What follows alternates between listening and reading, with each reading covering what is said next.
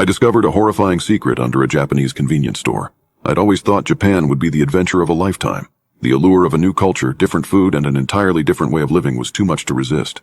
My job as an English teacher in a small town just outside Tokyo was perfect, giving me a chance to experience Japan in a way most tourists never could. One of the first places I discovered was the little convenience store down the street from my apartment.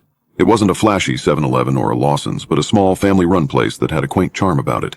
The sign above the door read, Kobayashi Mart, in fading red letters. Every morning I'd stop by for a coffee and a rice ball before heading to work. The first few months were blissful. I quickly fell into a routine and started recognizing the employees at Kobayashi Mart. There was Yuki, the shy girl who always smiled and bowed deeply whenever I entered. Then there was Kenji, a friendly college student who enjoyed practicing his English with me.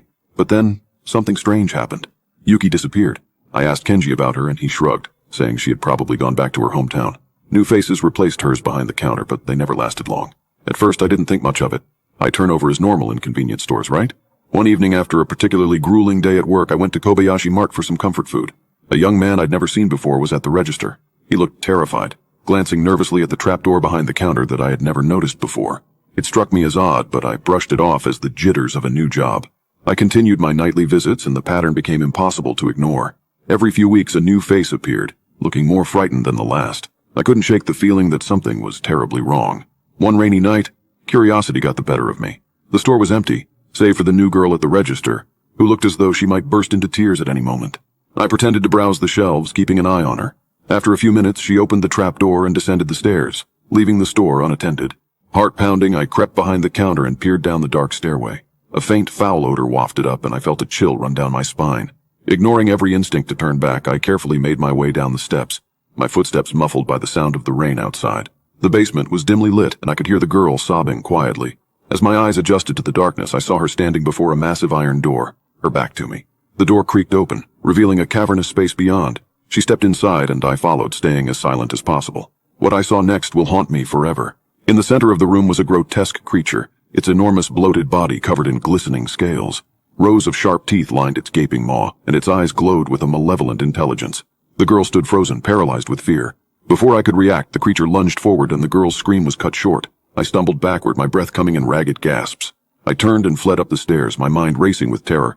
I didn't stop until I was safely back in my apartment, locking the door behind me. My hands trembled as I tried to process what I had just witnessed. Kobayashi Mart was a front, a facade hiding something monstrous beneath the surface. The next day I called in sick to work, my mind consumed by the horror of the previous night. I had to do something, but what? Who would believe me? The police? The locals? Everyone seemed oblivious to the sinister truth lurking beneath their feet. Days turned into weeks, and the nightmares plagued my sleep. I avoided Kobayashi Mart, opting for a longer walk to the nearest 7-Eleven instead. But the guilt gnawed at me. I couldn't shake the feeling that I had to do something to stop this. Finally, I mustered the courage to return.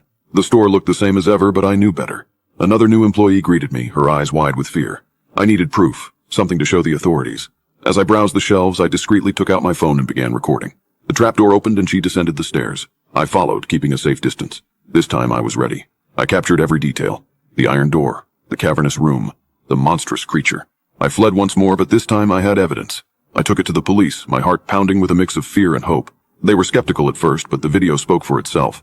A raid was organized and Kobayashi Mart was shut down.